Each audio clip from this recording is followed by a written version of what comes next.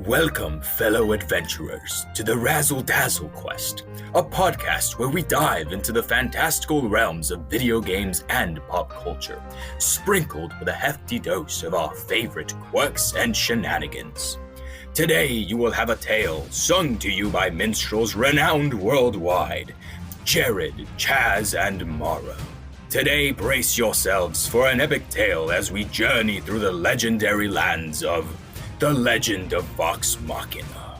But before we embark on this adventure, remember to share your thoughts on this episode across the vast expanses of the internet. And now, without further ado, it's Razzle Dazzle time. In the lively tavern of the Tipsy Troll, amidst the clinking of tankards and the merry tunes of the bard, three unlikely adventurers find themselves drawn together by fate. Urzak, the dragonborn fighter with scales as tough as his resolve, sits at the bar nursing a mug of ale. Pike, the half-elf rogue with a twinkle in his eye and a pouch full of secrets, leans casually against a nearby table, eyeing the crowd with intrigue. And then there's Beans, the depressed clown necromancer whose colorful attire seems out of place in the dimly lit tavern, hunched over a dusty tome in a corner booth. Urzak, his gaze fixed on the flickering flames of the hearth, turns to his companions with a determined expression. Hey, have you guys heard the legends? The Vox Machina, the adventurers. Have you not heard of their tales, the danger? They got enough gold to line my pockets. Pike, a mischievous grin spreading across his face, nods eagerly. I've heard the stories.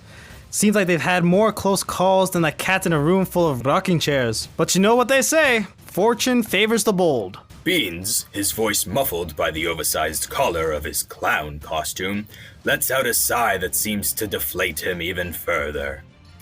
Oh, Vox Machina, eh?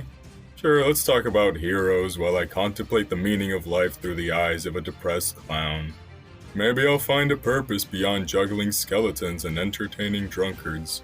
But hey, at least my undead jokes are killer, right?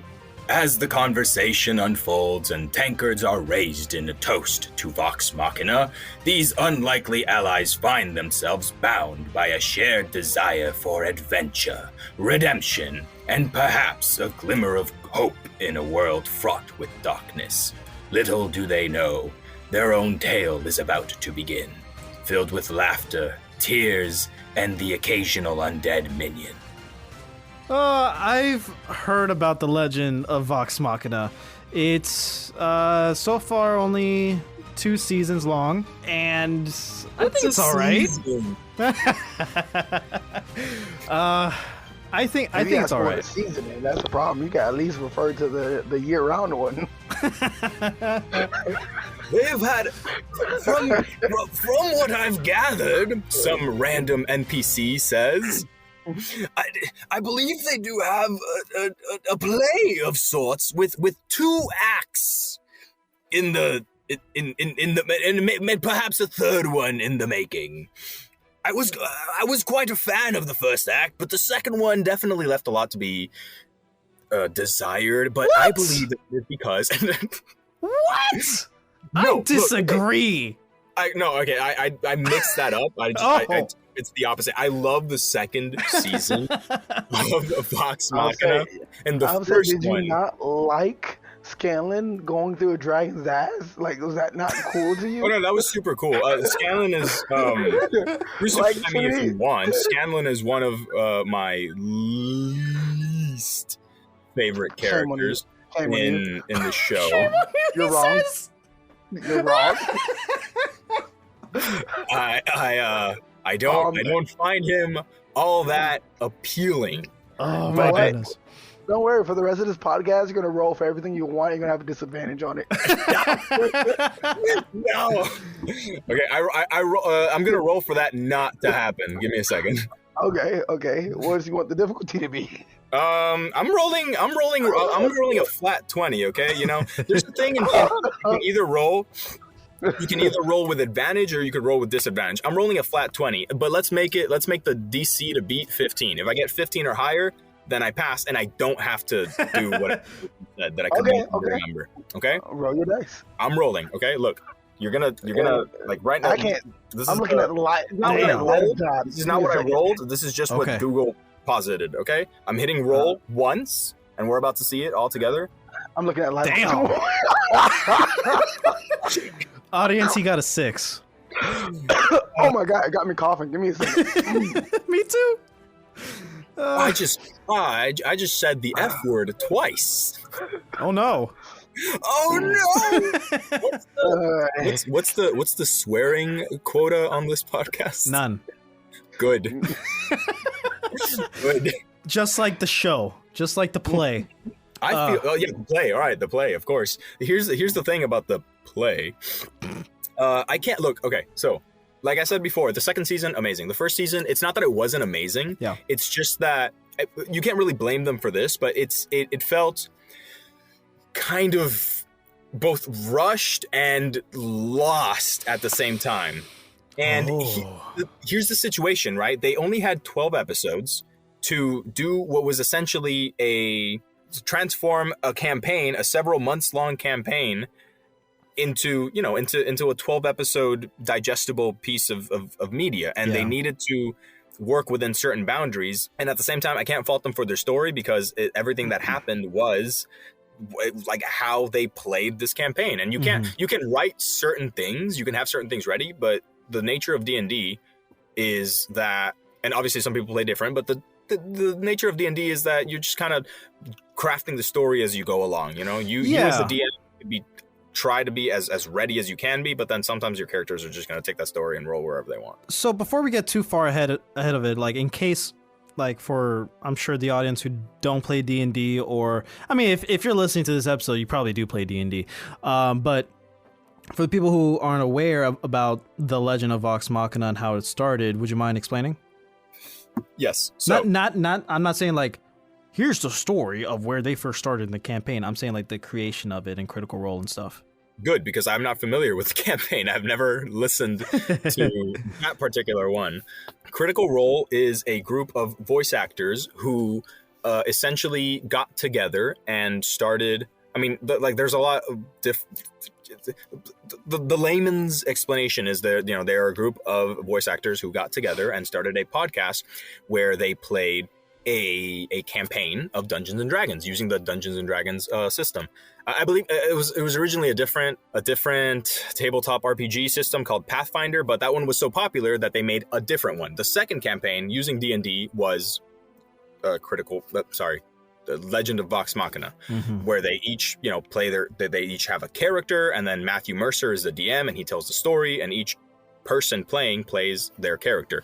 This campaign got so much, like it got so popular that they actually started a GoFundMe or a fundraiser of sorts to try to get an animated special with these characters, and voiced by themselves, obviously, because they're all accomplished voice actors. However, the fundraiser raised so much money that they actually had enough to produce a 10 episode season. They managed to get a contract with Amazon. Amazon provided them 2 extra episodes to make it a full length 12 episode season, and that's what we got. And it was so good. I don't know if this came before or after but they were able to get a contract for a second season as well after that. And essentially everything you see in the show is largely events that happened during their campaign, with like a few minor tweaks in order to make it a show. Fit into like a certain like 24. No, is it like I don't know how long each episode is. Is it like it's 24 minutes, 22 24 minutes? Right? Yeah, it's a 24-minute format. But that's the long short of it. You can definitely watch it and enjoy it without having any of this knowledge. You don't even need to know anything about D&D. You just need to be vaguely familiar with fantasy, and that's it. It's a fantasy world. It has fantasy races and species and classes and dragons and magic and dungeons. It has a dungeon, I believe. There is at least one dungeon. So have you guys do you guys watch Critical Role? I was. You used to? Then I realized how long it was, and I was like, because I think the episodes were about 2 to 3 hours long on YouTube. And then it was like, I think about 80 episodes, and I was like, I refuse. I'm watching One Piece basically. And it's just on YouTube, and you like, don't get me wrong, for the first hour I was like attentive, but like after that, where you're just like doing nothing but just looking at people, just roll a dice. You stop looking at the screen. Then when you stop looking at the screen, you start tuning everything out. And then you just be listening, and you be like, oh no, spoiler, Grog, he stabs Pike, and you just like, wait, what? Huh? When did we get this far? You tune out for 2 minutes and suddenly, yeah. Somebody almost dies. Yeah, you're just like, okay. So I just stopped watching it, and what I did is I went on YouTube, and you can look it up. And they didn't release it, but obviously large fans of the group, Critical Role, they took all the scenes from the tabletop and put them like side by side with the scenes that happened in the show. Oh, that's cool. Ooh, that's nice. And so like the little variations Beans was talking about, you like you hear it, like you like watch it, and you be like, that's not exactly what they said, or that's not exactly what was done, but for gist, that is what happened. Right. It's not like they took it way out of proportion. So that's why I was like, yep, I'm fine with just watching Vox Machina, the show, and then I'll just go to YouTube and just match it. I don't know if you guys are aware, it was another member of the party. Oh yeah, but then there's like some weird party. complications in real life, like the relationship wasn't going well. Yeah. So yeah, we lost a character we never had. If you only watch the show. Yeah, not much of a loss. I believe there are tie-in comics that might feature that character. Huh. I've seen. I know there are tie-in comics to the Vox Machina show. Yeah. Well, I don't know if they're tie-in comics to the show or if they came before and they were supposed to be tie-ins to the campaign, or just like. I'm pretty sure it's to the show. Huh? I'm pretty sure it's to the show because the art style is the same. Okay, it could be, yeah. But yeah, I've seen that character that Chaz is talking about in the cover of at least one of those, but I haven't listened to that particular podcast. I don't like, hot take, I don't listen to podcasts. And you're on a podcast. Am That's I? wild. What? I thought we was in a tavern, but you know. Oh no, 2 jokes going on at once. No. Immersion. No, yes, I have listened to podcasts before, but like, you know, usually like when I'm doing, like, I used to work at a nursery, and when I was, you know, watering plants, that would take hours, and I had nothing else to do, and I just didn't want to listen to music for 3 hours, so I would listen to podcasts. But Critical Role, like Chaz mentioned, like Urzak mentioned earlier, they're like 3 hours. They're long. They're very long, and I can barely keep my attention span focused on actual games that I play, that I'm participating in a lot of the time for the entire duration. So yeah, and also it's not that they're not that it's not interesting. Mm-hmm. It's just that I feel like there's a lot of empty space in between the interesting parts in the Vox Machina campaign, which is normal. That's how D&D works. Later on, they've mentioned how a lot of the things that happen are scripted. Like they have certain paths that they follow, and obviously, you know, like there's player agency, but everybody pretty much knows like where the story is supposed to go. All the dice rolls are real. That like from like that is something that they're adamant about. All the dice rolls are real, but the story in it of itself is a little scripted, and I believe that was as a response to the fact that very early on it was a little, you know, like out of chaos. Place, a lot of chaos, right? Yeah. And you know, I feel I'm the type of person that has to start at the beginning of something. I can't just jump in. So, you know, it's just not for me. They're all great, like they're all super talented, and they definitely started something that a lot of people followed. There are now, today, 2024, a lot of Dungeons and Dragons podcasts. True. And Critical Role, I don't know if they were the first ones, but they're definitely the ones that made it mainstream. I don't think they're the first ones, but they're definitely the most popular. When did Critical Role start? Yesterday. Look it up. Yesterday, because I wonder when Critical Role started and when Stranger Things season 1 came out. I wonder how long apart those things were. Okay. Critical Role started in early 2015. When did Stranger Things? That sounds like around the time Stranger Things was what, 2016? Yeah, they started in 2016. So okay, okay, never mind. So I think the start of Critical Role and the addition of Stranger Things within the same year, or like within the same 2 years, has made D&D like blow up in popularity, I think. Absolutely. There has been a massive resurgence in the mainstream with D&D. Yeah. And it is largely in part to these influences. I mean, you go to any nerd geek shop and you'll find a lot of D&D materials, dice sets, character figurines, minis and stuff like that are inspired by either Stranger Things. They have like a Stranger Things like skin, right, or a Critical Role skin. Mostly the Critical Role ones are mostly online, but like there's a lot of them. Yeah. And the cool thing about D&D though is that even if it might seem very, very big and very daunting, like,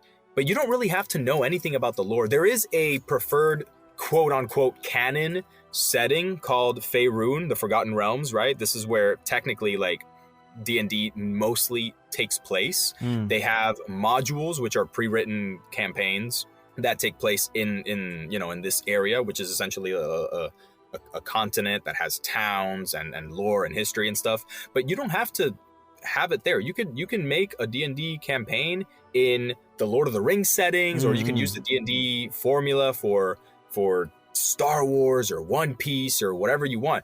Critical Role, Matt Mercer created his own universe, his own kingdom, his own world, essentially, with its own lore that is not Faerun and is not the same place that for Baldur's Gate 3, for example, takes place in. And that's pretty cool. You can craft literally your own world. And didn't that eventually become like official for D&D?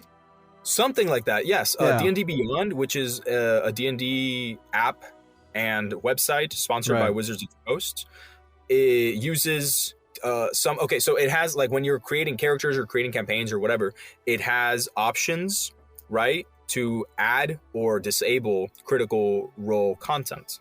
It also has options to add or disable Rick and Morty content. I don't know where that came from. I don't know what that is, but it's just Rick and Morty taking over. That's all it is. It's canon, or it can be. But yeah. They created a whole new class that people play as. They created a couple of new races, I believe. Keyleth, which is one of the characters in Vox Machina, the Avatar. Yeah, the Avatar, literally. I believe is she a druid? She's a druid. She's a druid, right? That race is a Critical Role created race. Like Matt Mercer, or like maybe all of them together created that. It is not. It was never an official one, but now, if you want, you can. It has its own lore, its own history, its own traits, and it works. It meshes really well with the established D&D set. Yeah. So you could either choose. You could add it onto your campaign, or if you want, you could just completely ignore it. But that's the thing about D&D. With most things, you could just pick and choose what you want. Coming into this show, I've only played D&D a few times, like literally a handful of times, and I think it's fun. I've never gone through a whole entire campaign. A full campaign. Yeah, I've only done one shots on the show. We've had our Delta quests and stuff, but those are actual one shots. Other than that, I've only had very, very little experiences with D&D. So, but I know about the stereotypical generic stuff of, like, I see it in so many other shows that like Voltron Legendary Defender has a D&D episode, Community has a D&D episode. Like, there's so many shows and stuff that has a D&D like episode. So I understand the concept of D&D. That's what I'm saying. Coming into this show, I can easily tell that, since the people from Critical Role made this show, it's a show made by fans of D&D for fans of D&D. And it's very obvious, but like, it's still enjoyable for people who don't know it. If you're just into like a fantasy setting and you want to see some nice animation, some storytelling, some really great voice acting, this is what you get. The voice acting is definitely where they shine, because they're all voice actors. But for what was essentially supposed to be a one and done animation funded entirely by fans. The animation is, I mean, it's not the best thing in the entire world. No. They do have a lot of stills and stuff like that, but the animation is relatively solid. Speaking of, and me mentioning Voltron, it's by the same studio who worked on Voltron. Clearly, it's so easy to see. Like Percy looks almost exactly like Shiro. Yeah. But yeah, continue. That's a gorgeous man right there. Yeah, definitely. I got to thank for Percy. Percy's my favorite. I literally made a gunslinger class just because of Percy. Well, you guys may proceed. I'm sorry. I started offended. He's literally my wallpaper on my PC right now. I love that. But you may proceed. I'm sorry for interrupting. No, I was just going to mention that the only times I noticed the animation falter a little bit, and again, this is not entirely their fault, is with the CGI. There were like the dragon CGI looked very wonky in I believe it was in the cave, but again, CGI, it's very difficult for it to look good when it's meshed with two-dimensional. I got three-dimensional, two-dimensional being on one screen.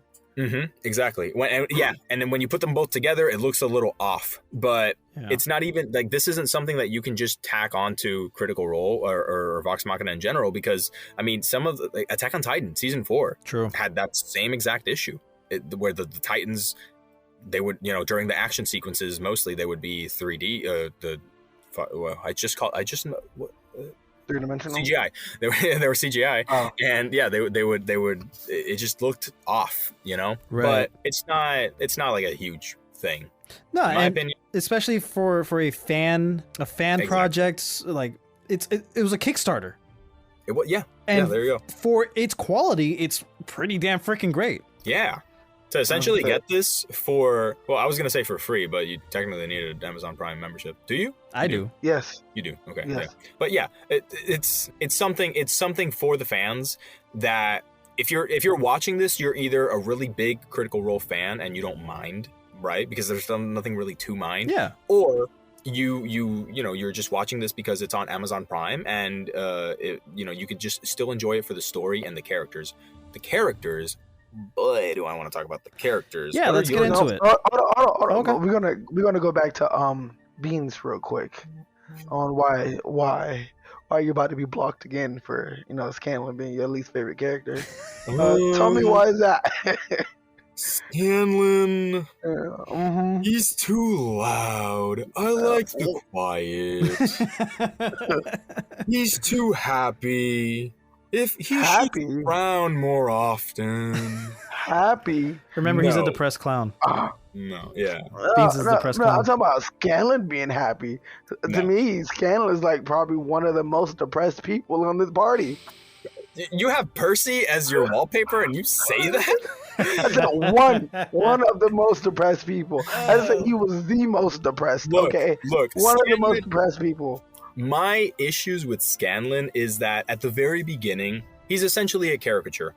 And normally that wouldn't be an issue because a lot of these characters are essentially just stereotypes, right? Grog is the average dumb barbarian, There's nothing like super special about that, but Grog still manages to tug on the heartstrings and leave an impression. Scanlan, for me, felt like he was just trying too hard. Like the creators were trying too hard when they were making him. It looked like they took inspiration from a bunch of other roguishly handsome, supposed to be like smooth talking, but also like I'm looking at him and I'm seeing Ezio, I'm seeing Sokka, I'm seeing like other characters just kind of all like jumbled into one. And how to describe this to you? Bards are like I call them the sweet talkers of the party. You can have a bard that he is both sweet talked his way into panties instead. You can have a bard that is the stereotypical horny, sweet talking, handsomely, roguishly handsome, guy, but not be a cliche. I always think about Dandelion or Jaskier, if you want to call him that, from The Witcher. Whether you're talking about the one from the show or the books or the games. Dandelion or Jaskier, but I'm gonna call him Dandelion. I like Jaskier. You gotta get blocked. Come on, guy. Listen, brother. The reason he is called small tangent. The reason he is called Dandelion in the English translation is because Jaskier in Polish translated to English means buttercup, and it just didn't. It didn't jive. It I didn't didn't know jive. that. You don't call Thank you. Geralt the Weidesman. You call him the Witcher. Okay, if we're gonna be talking about whatever, it's fine. It's fine. Whatever. Okay. We're gonna go. This is not what this is about. We're on fantasy genre. Listen. Go ahead, continue. There is a way to make a horny bard character that isn't a cliche, and at the very beginning, Scanlan does feel like a cliche to me. It wasn't up until he met his daughter that he started having, like, for me at least, more of a personality. You know, it just. And I started jiving with Scanlan a little bit more after that. But at the beginning, it's just sex jokes and cliches and a whole lot of fluff, but nothing really like inside. Nothing stood out. It felt like, and it didn't help that he was surrounded by all these other more expertly crafted characters. You know, like it just made his flaws stand out a lot more for me. The way I see it is that was his way of hiding his flaws. That was like that he was hiding behind all of that. All of that was like just an act. That is a fresh way of looking at it. That's also in hindsight, that view. I think, to me, like, after watching season 2, I agree with you. But if the only thing I've seen in season 1, I'll be like, come on. But no, Mauro, I agree with you 100%. Like, Scanlan and others are part of my air quotes complaints about the show. Like, I texted you guys when I was watching it. I said my only complaint so far is the overuse of its vulgarity for comedic purposes when it comes to like actual gore and sex jokes and stuff like that. So the sex jokes and cursing is scattered all around for both seasons just for a quick laugh. It is not usually very funny. It's just being inappropriate just to try to be funny, and it's not, it doesn't work. Like, I'm sure it's great watching or listening to that type of stuff while you're watching like the original campaign and stuff, because, you know, they're having fun or whatever. But for like for a story, a limited run story or whatever, it doesn't work for me all that much. It's too much. If there were more jokes that were sincere and not just like toilet jokes, you know, toilet boo-boo jokes that is just funny just because, oh, he said f*** in this one line, so therefore it's funny. Or, hey, this guy's talking about jacking somebody off, something very like obscene or whatever, or obscure about sex, that's funny just because it is. It doesn't do anything for me. It doesn't add anything to the show. It doesn't add anything to Scanlan's character, even though, yeah, he is the sexy bard. He's the one looking for love, even though like he feels like he can never love or be loved or whatever. All that makes sense after his arc in the second season, but like getting up to that point is really hard to watch. Gorg, he's the stereotypical dumb barbarian. I hate that he's made to be so dumb. Like, this is not a knock to the voice actor, whoever voiced him. It was Travis Willingham. This is not a knock to him and his performance, but why do most of his words that has a T is replaced with a D? Like, he is made to sound dumb. Why? Yeah. Like, I don't know what to do. You know, like, what? Yeah, there are. Sorry, I dropped my phone. You're good. That was a. Yeah, that did. It didn't completely break Grog for me or anything, but I did notice that. I felt like that was a like a cheap way of showing, or I guess telling us that Grog is dumb. Like, oh, look at him, he pronounces his T's stupid.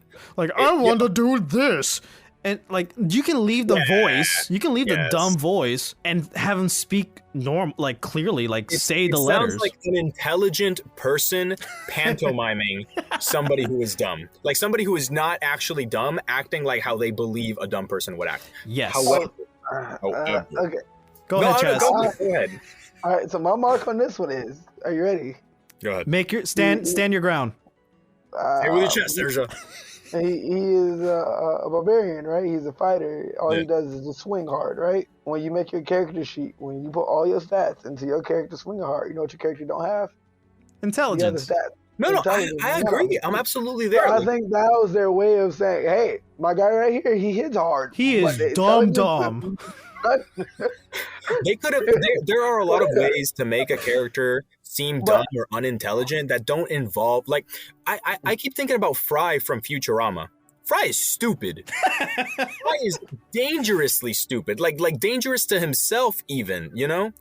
Fry is the Look, whenever Fry is dumb, whenever Fry says something dumb, it's not like it doesn't sound like he's saying something dumb just for the sake of being dumb. He says something and you can kind of understand the logic that went behind it, even if it was so little of it that it doesn't even qualify as logic. You know what I understand? Like, you know what I mean? Yes. With Grog, he never, like, he's got a heart of gold, definitely, and that shines through. Yeah. And I really like his story arc, which is kind of what saves the character from me, because that definitely overshadows all the other stuff. But I did find myself sighing every time, he just Spoke.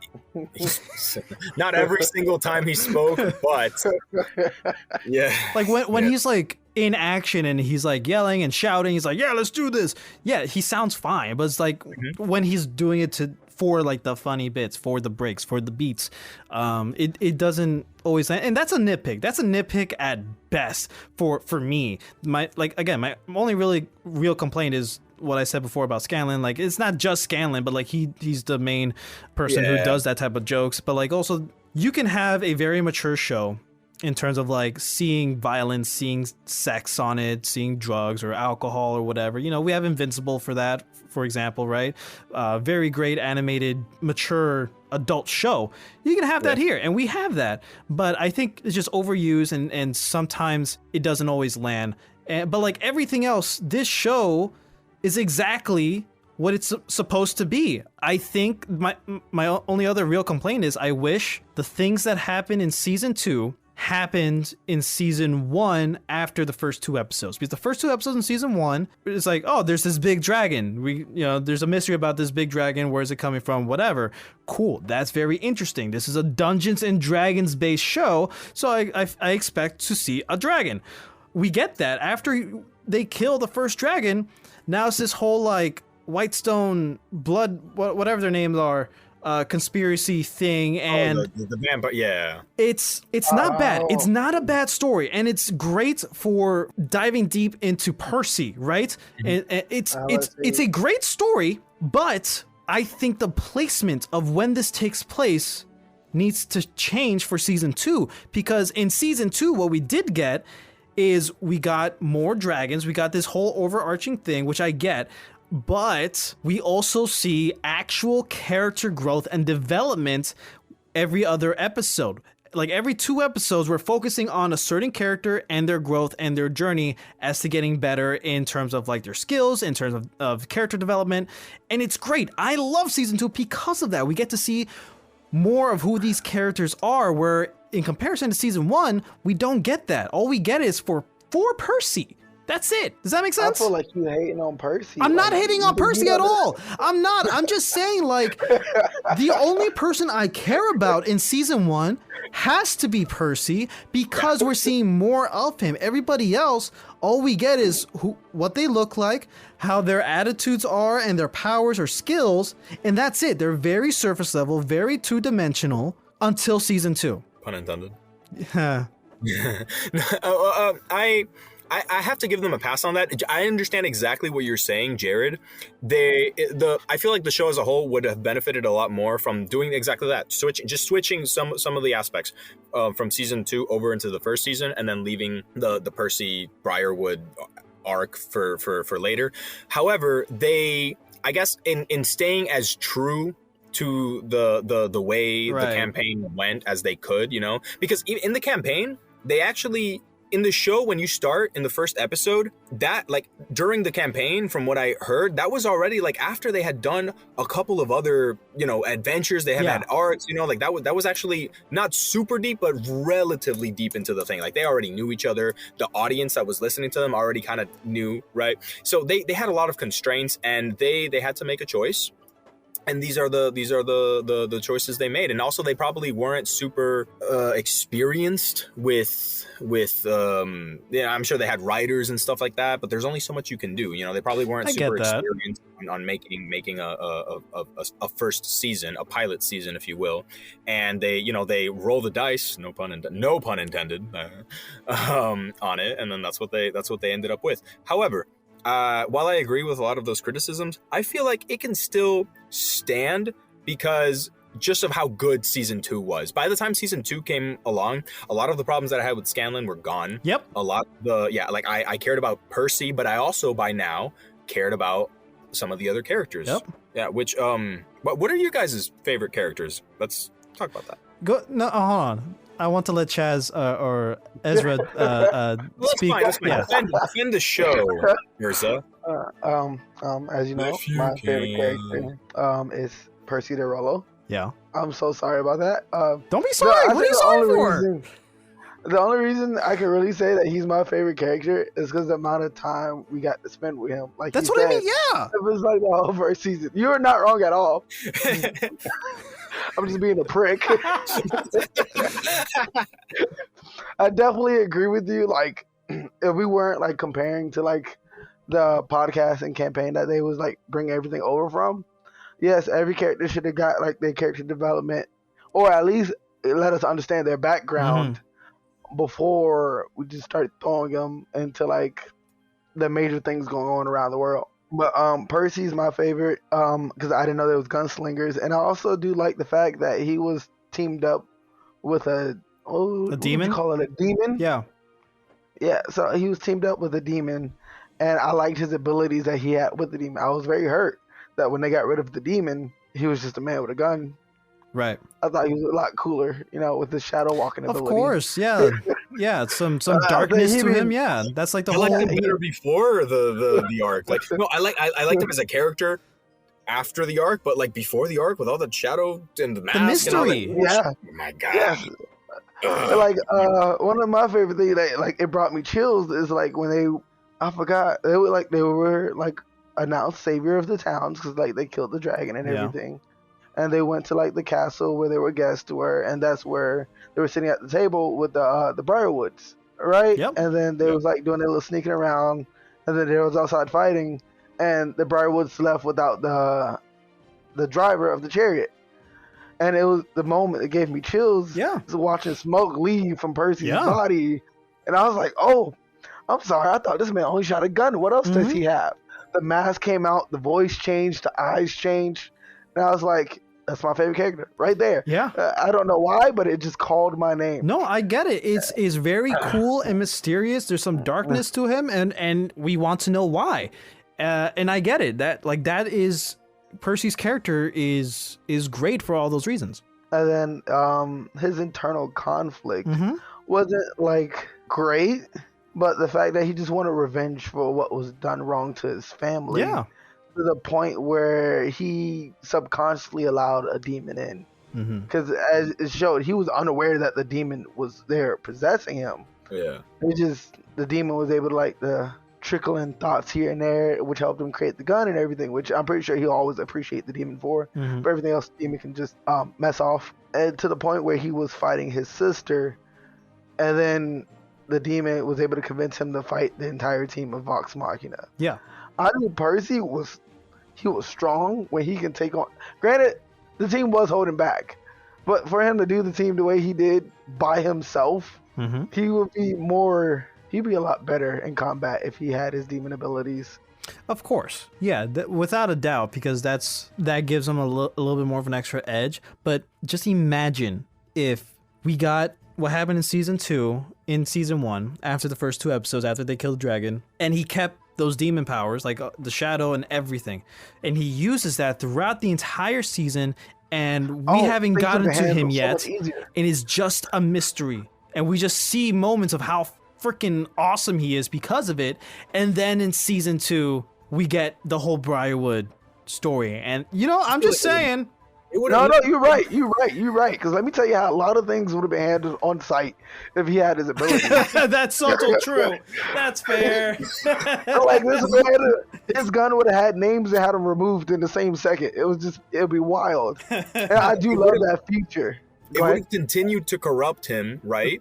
And I feel like the Briarwood arc would have been a lot more rewarding if it came later. We would have actually had to deal with Percy using these powers, and also we could see that he's being corrupted, but we don't know what's going on. While also like the last couple of dragons, what was it? There's only like 2 or 3 left after season 2. The last couple of dragons are still doing stuff behind the scenes while they're taking care of stuff in Briarwood, you know? I think that would have taken the show into a better direction, like more cohesive, I think. But I totally get what you mean, man. Percy is cool as shit, man. He's that edgy character that every team needs, and that's great. Or the only other edgy character that every team needs. But to give the rest of now that I gave you my favorite, give you the rest of the ranking, I would have to say Scanlan would be number 2. One of the reasons I like Scanlan so much is because of like his dumb jokes. But I do agree with you so much when you guys say that his jokes do just it's too much sometimes. Mm-hmm. Sometimes there isn't a need, and there are points in the show where he makes jokes, and the team is telling him like can you take this seriously? Like Yeah, like please. yeah. Not everything's a joke. And then he gets in his little hissy fits and walks off. My favorite scene with Scanlan, which like brought him up the list, is when they was going against the Sphinx. Mm-hmm. And there was like, or he was like, for anybody who can like touch me or harm me in a certain way, he will grant them like whatever they wanted. Yeah. And everybody's out here like doing combat, and here goes Scanlan singing his la-di-di-das, Yeah. and he starts crying. And that's where you get to learn a little bit. That's where how to describe it. You get to feel a little bit more of Scanlan's pain. 100%. We get to explore him more. Yeah. Next on the list for that, it would be between Pike and Grog. I don't know how to describe it. They're both together to me because to me that's the duo right there. And I cried when they got separated when Pike had to go get her her religion fixed and everything because she didn't have access to. Can't remember the name of it. Everlight. Wow. Everlight, yeah. And it was like such a cute moment. I cried. I literally dropped tears for this one. It's like Pike was telling Grog, like, oh, you guys don't need me. They have you. And then Grog was like, but what if I need you? And then I just cried right there. Because that showed how close their bond was. Imagine he didn't really care about the rest of the team. His heart belongs, like he cares, but like him and Pike came up together. So like, he will save Pike in a heartbeat, which also hurt so much more when he got the sword from the Briarwoods. Yeah. And then they was fighting the dragon, and he ended up stabbing Pike. Yep. That scene also hurt me a lot as well. Imagine how much harder would the when they split, how much harder that would have hit if we got to see their backstory. You know, I'm just saying. That's again. I'm gonna keep harping on it. hey, I'm not gonna stop you. You're throwing out facts. I cannot tell you you're wrong on these. After that, it will be the twins, and then I guess Keyleth would just be my last. Yeah. What? Nah. I love Keyleth, man. She's great. Keyleth and the twins are great. No, I didn't say I don't like the twins. Oh, I know. But no, I understand why. I understand why you have other ones that are more favored. That doesn't mean that you you hate them. Yeah. And we haven't really gotten much from Keyleth, anyways. Like there's still a lot to like dive into with her. Yeah. Yeah. Her whole thing that her tribe does, where you like go explore the world to find out Aramente. who you are. Yeah, that like apparently we only been to one place. Out of like the 4 she needs to visit, so it's just like, oh, she has a lot of character development on the way. It's gonna be the Avatar show, and like in a season. That's I'm calling it. She visits all 4 nations, learns each new ability, each new element. And what was it? Oh, Vax almost shot up my liking list because of the Matron of Ravens. Yeah, more dark and mysterious shit. Yeah, I was like, oh, he was cool already. He was already fast, nifty, and accurate because elf and shit. And then he got the suit that would not let him go, which I personally wouldn't mind. Yeah, he was able to take it off, I think, though. But like, he didn't want to like. Must get sweaty in there. Yeah, he was fighting battles alone, and I feel bad for him because he was really going through it while wearing that thing. But I loved his abilities. That was like another one. Like Vax had that, while Percy the Rolo also had his demon ability. I really feel like those two could have took on battles that they could not handle before. Yep. Like the dragon that they first fought. That dragon would be done for if they both had those. Like you said, they would have had a big advantage. But then the show, wouldn't have been what it's supposed balancing. to be. working together. Uh, That's the tough part about D&D. You guys know that there are, I believe, 3 different ways to level up in D&D, and I only knew of 2. okay, so wait, which ones do you know? Because I know there are 3. I can only name 2 of them. Experience and milestones. Okay, yeah, there we go. There is a 3rd one that I don't. I'm not gonna look at it right now, but it's whatever. Experience and milestones. Experience works in a way that makes the majority of people that play D&D not want to do that one because it leads to an unbalanced party. So essentially, you know how like in video games you kill enemies and they, you get XP. Whoever, you kill an enemy, you get XP, and then people each individually get XP. However, there are certain characters like that are, take on support roles like healers and stuff that maybe they don't get as many kills, maybe they don't do as much, even though they're doing things for the overall party and the party couldn't really function without them. They're going to be like, left behind and stuff during the experience. When I was DMing my campaign, I just, the XP for the 2 campaigns I did, because I want to try it 2 different ways, I either spread the XP across the entire party, or when the party together, if they were all together when they defeated something, then that they counts, all got that XP for it. That way it stays balanced. That's a really good way of doing it, because I kind of, overall, I agree with the XP system, because it's kind of like, okay, well, you just defeated this demon from hell, and you learned things that you didn't know before, how to fight. Next time you fight one, you will literally have more experience. So it makes sense that you should. I feel like a good workaround that is just like, literally just like you said, or maybe just if one character levels up, if one character hits that XP milestone, then they all level up, like whatever. Yeah, that's the way you keep it balanced, honestly. Even when, back to Baldur's Gate real quick. I can be off on my own and I go kill like 3 goblins or something. My party that's on the other side of the map just got 75 XP for no reason. Yep. And their heads, they're just like, ooh, I looted a plant, get 75 XP, not knowing that I'm the one who's out there. High elf vampire just chilling in camp, and he has not moved since Act 1. He's he leveled up. Up. Yep. Oh, but back to what we was doing. Favorite characters. You guys go next. I already said it. It's the twins and Kaleth. Okay, fair. More Vax than Kaleth, but I think Vex is 3rd. Vax is the boy. Vax is the girl, right? Okay, so for me, I mean, I have to essentially the same, just inverted, right? Mm-hmm. Like I like Keyleth more than I like the twins, but actually no, sorry, scratch that. Vex first, all right. The ranger, half elf, with the bear. She's top for me. Then it's Keyleth. Then it's Vax. And I really like Vex because she kind of reminded me of the character that I was playing at the time, which was the first ever character I ever created for D&D for a campaign that just recently ended in the worst way possible, but whatever. And I was also playing a full wood elf ranger. But before I even watched the show, like my character was that was his personality.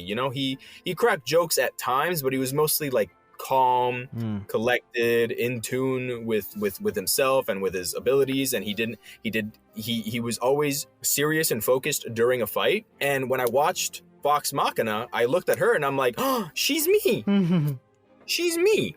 Vax, I like that he is complex in a way that, like, we didn't need to see their backstories before we found out that he was complex. I mean, he had this whole, I kind of like Keyleth thing going on, but I'm awkward about it and I don't know when to talk about it. And he talks about it in the worst possible time.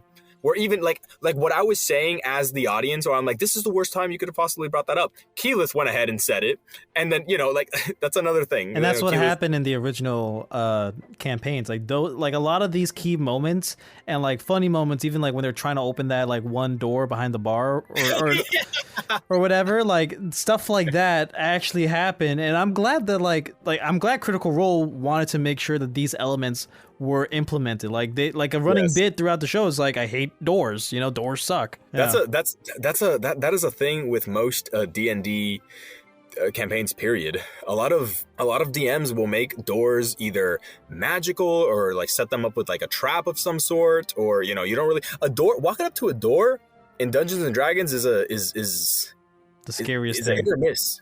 It is serious. You don't know. You can't just walk up and open it because a lot of the time, like the door will explode and you will all take like 50 damage or something.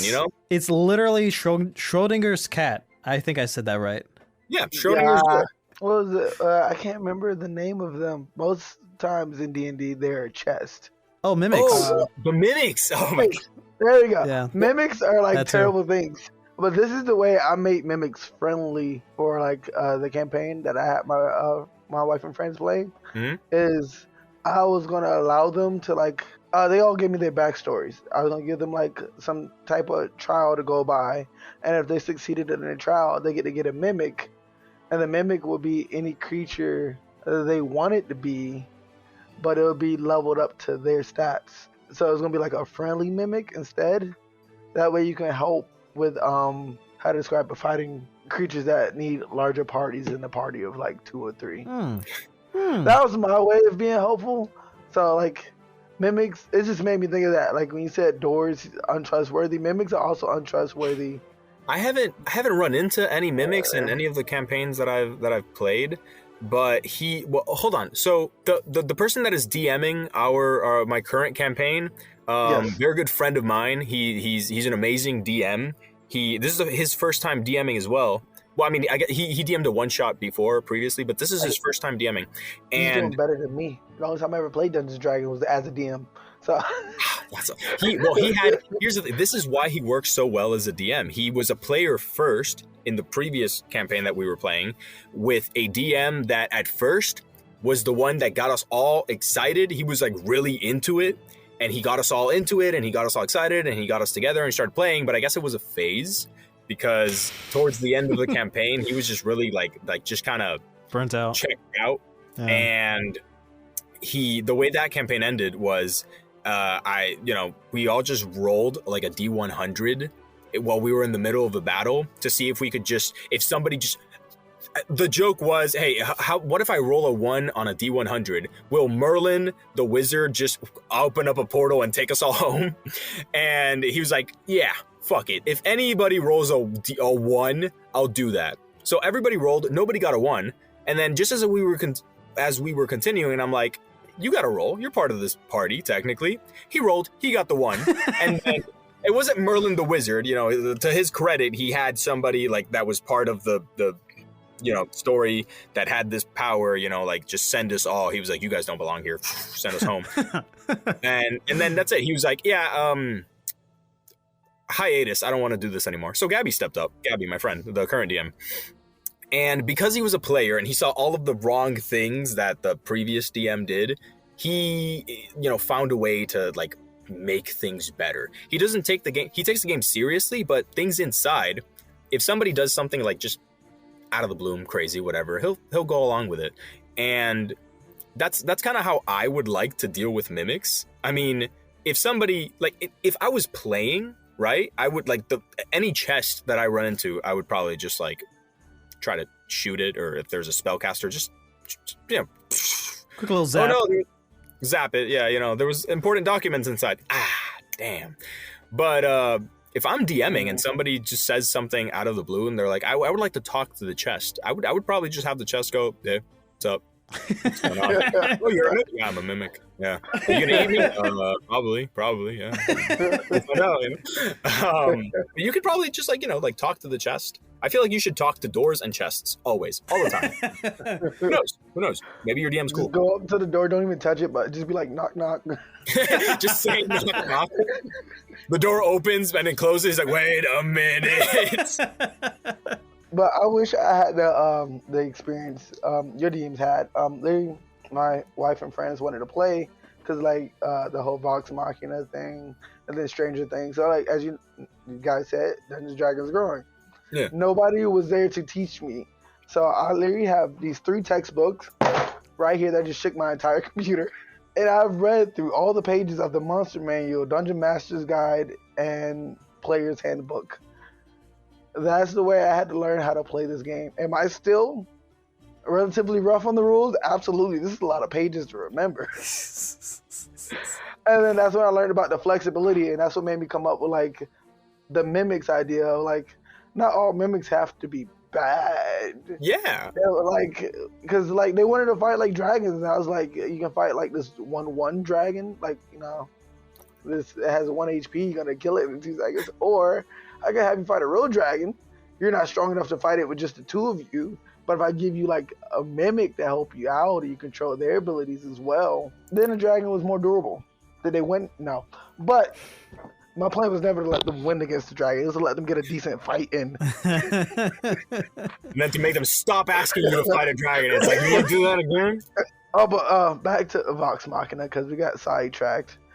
I wanted to know how, like, while watching the show, because I knew it was based off D&D, I want to know what roles people had to make to do certain things. Like I said, the scaling into the dragon's ass thing. I need... Like, I look. You want the numbers? You want to know the numbers? I gotta see the scene. I know what he's asking. Because like you don't just always roll the d20. I mean, a lot of the time it's the d20, but you have to roll for certain things like perception, agility, sleight of hand, things like that. So yeah, what would the roll be for? Yeah, I want to know everything. I want to see the scene happen. Like they haven't, like whoever posts the stuff on YouTube.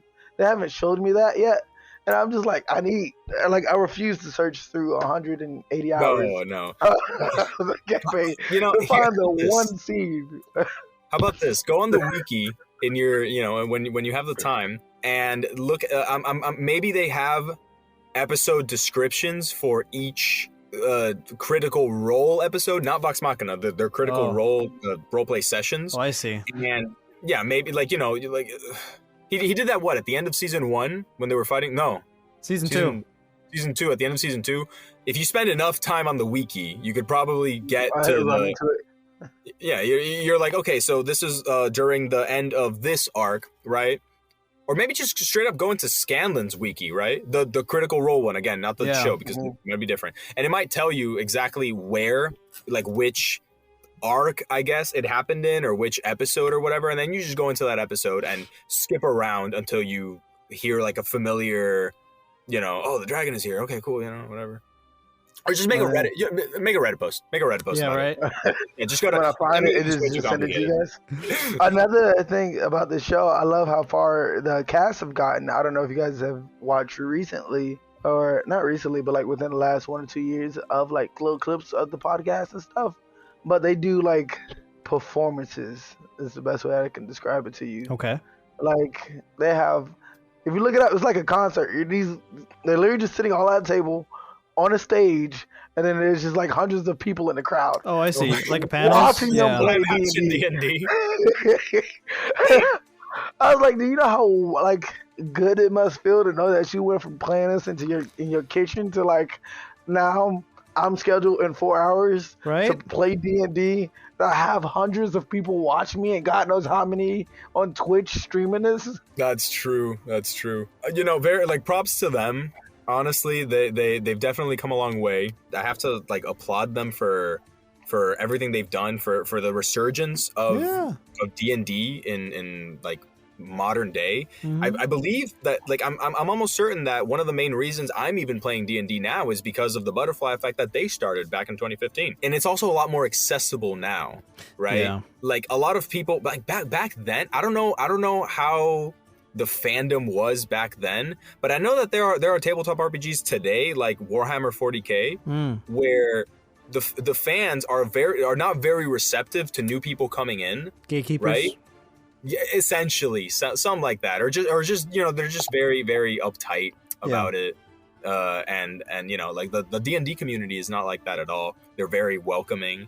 However, I have run into a couple of Critical Role purists who they don't like their only experience is with D&D is Critical Role. So I've read a couple of stories where some people who are like huge Matt Mercer fans, specifically Matt Mercer fans, the distinction, right? Play D&D for the first time, and then they harp on their DM because they're like, "Oh, actually, Matt Mercer would have done this, or Matt Mercer would have done it this way." And he has his own style of playing, but not every DM plays how he does. Yeah, that was one of the things you mentioned earlier. You like D&D because of the flexibility. Yep.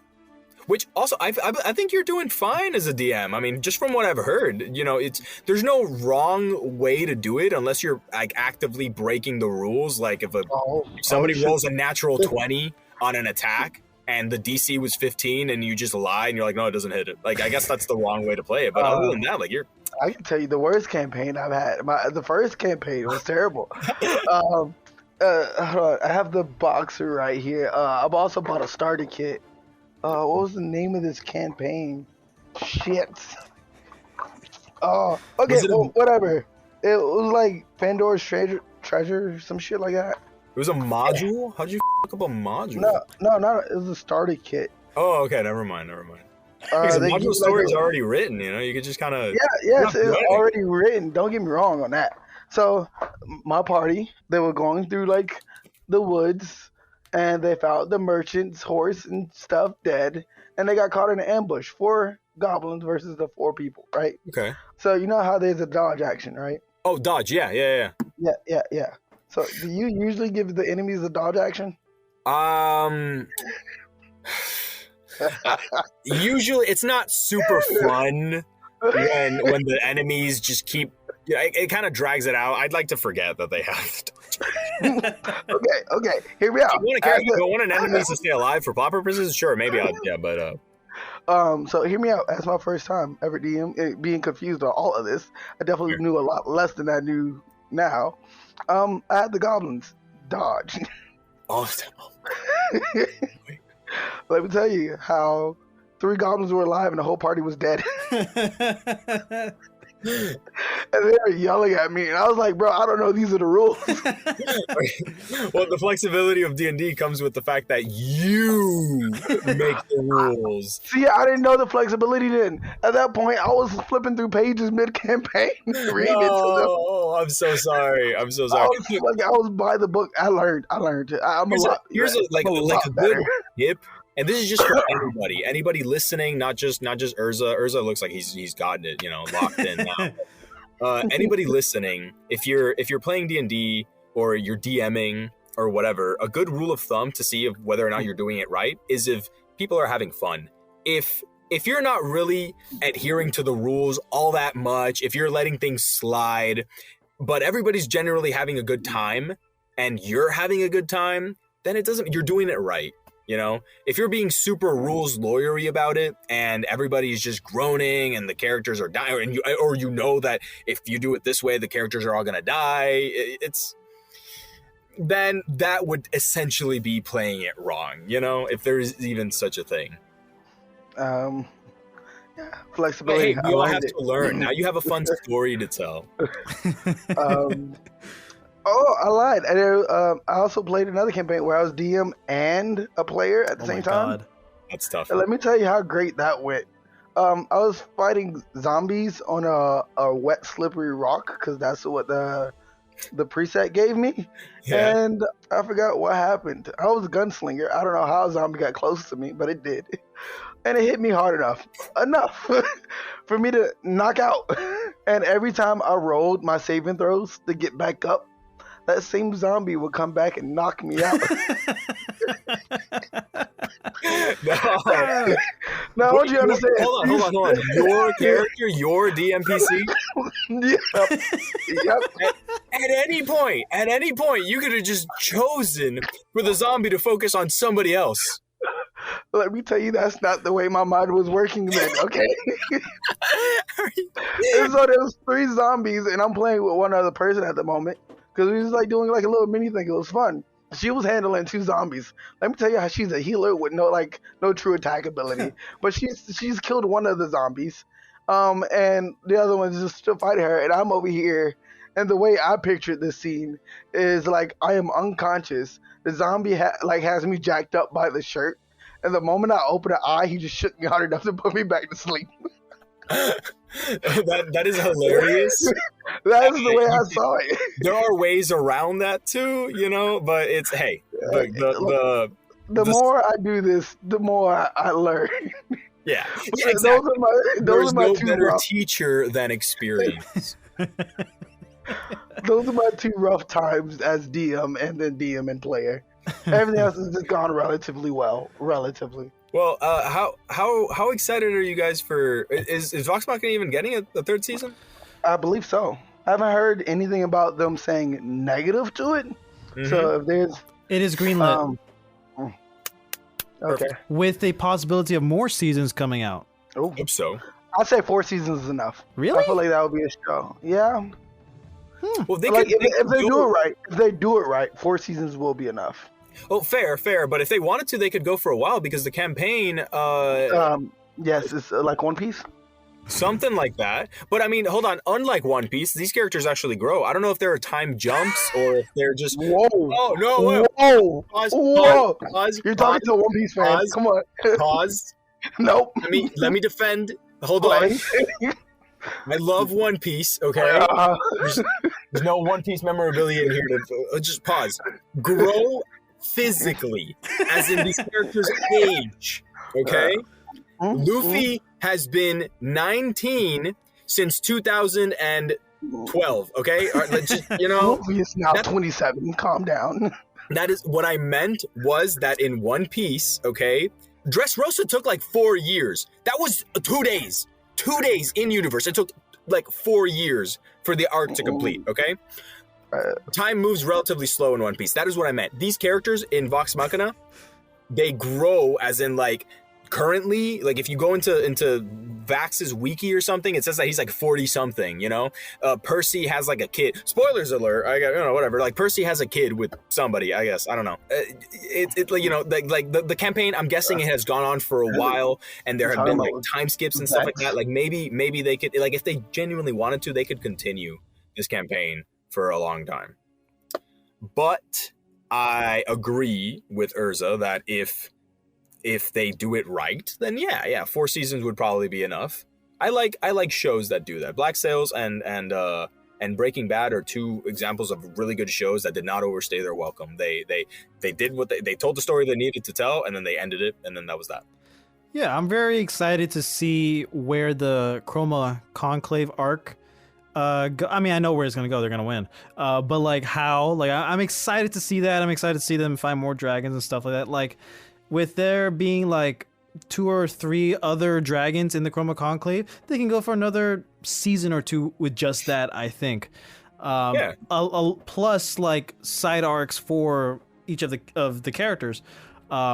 So I'm excited. Like coming into this, like I said, I had no other preconceived notions of the show or of Critical Role or whatever. I knew of it, but now I'm like invested. Now I want to see what happens next. When season 3 comes out, I'm gonna watch it. You know, like, and that's also like why I love this show is because we introduce things to each other that we normally would have never watched. So like, this is perfect. I was gonna ask, is there a character you guys would like to see more of? Kalith. I want to see her become the A Avatar. valid character you would like to see more of? Okay, I know this sounds a little contradictory based on the fact that this is my least favorite character, but I would like to see more of Scanlan. I want to get to know Scanlan. I really liked, like my favorite piece of Scanlan was in when he met his daughter, right? Mm-hmm. That was very interesting to see his like the way he dealt with that and his like inner machinations and stuff. And I feel like there's a possibility of him and Pike going somewhere, even if it's not romantic. Yeah. Right? Like I want other characters to be a little bit more invested in, or rather interconnected with Scanlan's growth. I want to see him grow. I want more of Scanlan, but not in like a cheap comedic way where he brushes it off. I want him to be just a little bit more serious when it comes to his growth without having to lose the comedic aspects that make him, of course. Yeah, I absolutely love it when this happens in storytelling where we meet our characters in their second act of their life and everything from their past catches up to them. Cowboy Bebop, Samurai Champloo, amazing, perfect animes because they follow this structure, and Vox Machina is already doing that. We're already in their second act of each of their lives. We saw the first act of Percy's life come back and bite him in the ass in all of season 1, and we get little bits of this for the rest of the characters in season 2. I want to see that expand more. Absolutely. I agree. Yeah, I mean, Scanlan is the one that I want to see the most of in this aspect, but Keyleth, obviously, Vex and Vax. I mean, I want to see if Vax and Keyleth go anywhere. Yeah. I want to see more of Percy too. You know, it's not that he's been stagnant since his thing, but because like at the beginning of the first season he hit such a high. He hasn't really hit that high since, right? I'm sure it'll be like when he gets one of the vestiges or whatever, and I'm sure it's gonna be like a gun or something. Yeah. I hope he makes a deal with another demon, honestly.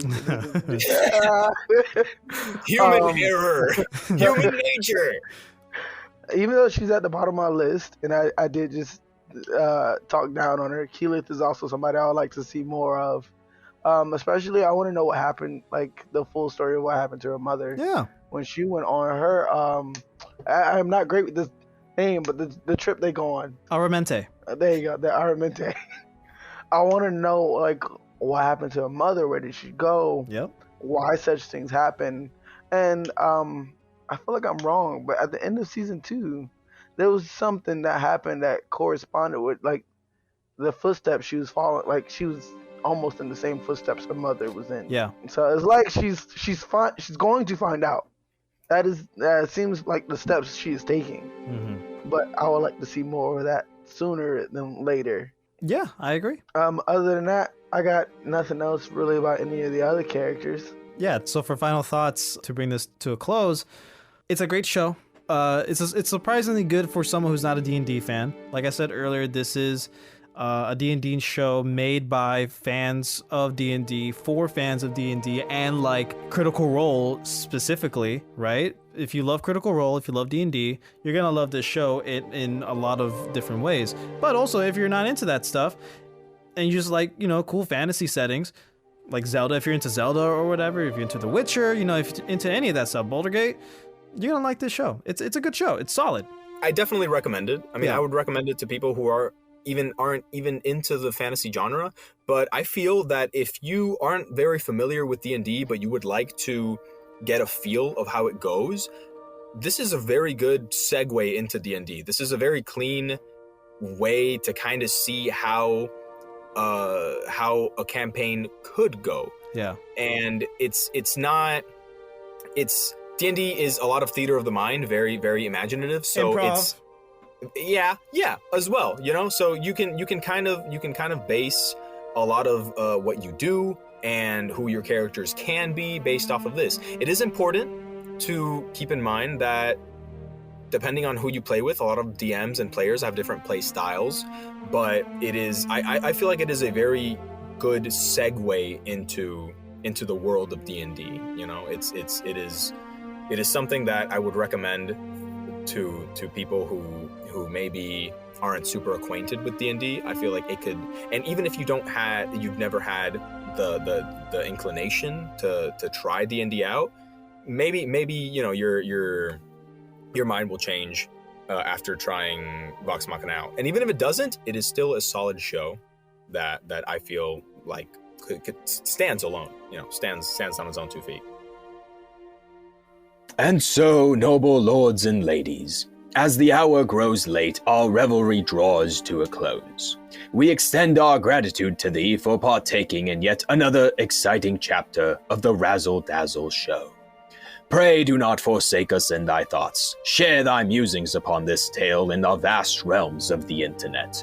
Follow our journey on Instagram at the noble domain of @RazzleDazzleShow, on TikTok at Razzle_Dazzle_show, and on X, formerly known as Twitter, at Raz_Daz_pod. Until we meet again, fare thee well.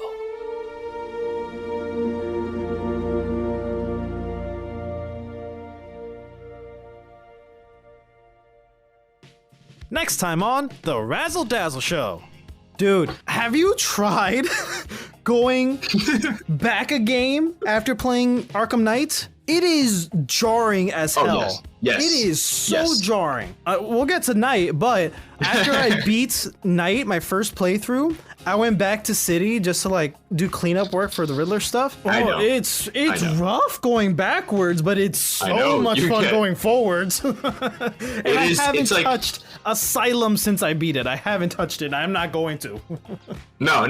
It's you have to give it time. It's like a slide. You're on a slide. You're literally on a slide. It's fun when you're on top, the anticipation, and when you're going down, it's amazing. And then when you finish all the way, like you're at the very bottom, you had fun, you had a great time, but you don't want to like come back up, like slide and hurt yourself. You want to give it a little while, try some of the other rides, and then start again at the top. Yeah. Tune in next week.